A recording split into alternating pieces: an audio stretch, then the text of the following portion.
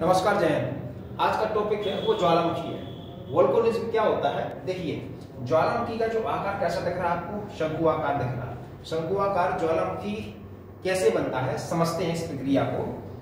ये जब ज्वालामुखी का जब उद्भेदन होता है तो तीन प्रकार के पदार्थ कृष्ण की ओर आते हैं, धरातल की ओर आते हैं। तीन पदार्थ में क्या क्या चीजें होती हैं? पहला होता है गैस। अब गैसों में किसकी प्रधानता ज्यादा होती है? तो जलवाष्प की मात्रा 60 से 90% जो गैस होती है वो जलवाष्प की होती है। कार्बन डाइऑक्साइड भी होती है, ठीक है, नाइट्रोजन भी होती है और सल्फर डाइऑक्साइड भी होती है। ये तीन प्रकार की गैसें इसमें सम्मिलित होती हैं, ठीक है। मतलब इसको इसी को कहते हैं मैग्मा। मतलब कि कृष्ण के जो नीचे होता है उसको मैग्मा कहते हैं। मैग्मा जब ऊपर आता है तो वो लावा बन जाता है।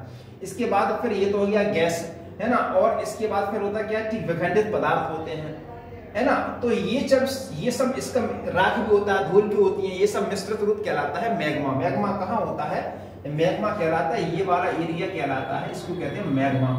अब जब यही मैग्मा ऊपर की तरफ आता है ना, कृष्ण की ओर आता है ना, तो छिद्र के सहारे से यह ऊपर आता है, धरातल पर आता है। और धरातल पर आते से यहाँ पर क्या होता है? ये जम जाता है, ठीक है।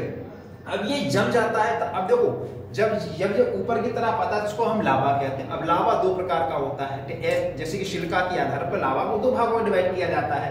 एक जो लावा होता है वो, ठीक है, वो कहलाता है बेसिक लावा। अब बेसिक लावा क्या होता है? ये थोड़ा कैसा होता है? पीला कलर का होता है, पतला होता है। पतला क्यों होता है? इसमें सिलिका की कमी होती है। और दूसरा जो लावा होता है वो एसिड लावा होता है। एसिड लावा कैसा होता है? यह गाढ़ा चिपचिपा, ठीक है, ये काला रंग का होता है क्योंकि इसमें सिलिका की मात्रा ज्यादा होती है, इसलिए ये गाढ़ा होता है।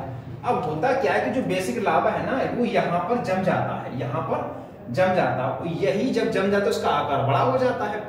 और जब जमने से कारण क्या होता है? ये ठोस हो जाता है। ठंडा होने पर ये ठोस हो जाता है। यही आकार, यही जो बेसिक लावा है जो पतला होता है, यही बन जाता है शंकु आकार ज्वालामुखी। शंकु आकार ज्वालामुखी। छिद्र क्या होता है? छिद्र के माध्यम से ही ये जो विखंडित मतलब मैग्मा होता है ना, ये कृष्ण की ओर आता है। अब होता क्या कि जब छिद्र का रूप बड़ा होता है, छिद्र का रूप, जब ज्वालामुखी छिद्र का जो रूप बड़ा होता है तो उसे कहते हैं हम ज्वालामुखी क्रेटर, मतलब ज्वालामुखी का मुख है, मुख कहते हैं उसको। इसके बाद फिर ये क्या रखा हुआ है? ये है ज्वालामुखी की पाइप। मतलब इसी ज्वालामुखी की नली के माध्यम से मैग्मा ऊपर की तरफ आता है ना। तो इस प्रकार से ज्वालामुखी शंकुआकार होता है, पहली चीज। दूसरी चीज क्या कि जब ज्वालामुखी से बड़े जो पदार्थ निकलते हैं उसे कहते हैं बम। और जब अगर गोलाकार छोटे छोटे होते हैं, मटर के आकार जैसे होते हैं ना, है ना, उनको कहते हैं हम लेटली। तो इस प्रकार से ये विखंडित पदार्थों यहां से निकलते हैं। अच्छा, इसके बाद जब यही शंकुआकार ज्वालामुखी पर्वत का रूप ले लेता है और यही प्रक्रिया कई वर्षों तक चलती रहती है, तो इसी को कहते हैं हम कालडेरा। इसी को क्या कहते हैं हम? कालडेरा। मतलब ज्वालामुखी पर्वतों की विस्तृत एक पर्वतमाला हो गई है जिसे हम कालडेरा कहते हैं। इसका एग्जाम्पल क्या है? एंडीज, विश्व की सबसे प्राचीन पर्वतमाला जिसे हम कालडेरा कहते हैं, है ना। तो ये कुछ डेटा था ज्वालामुखी से संबंधित। थैंक यू, जय हिंद।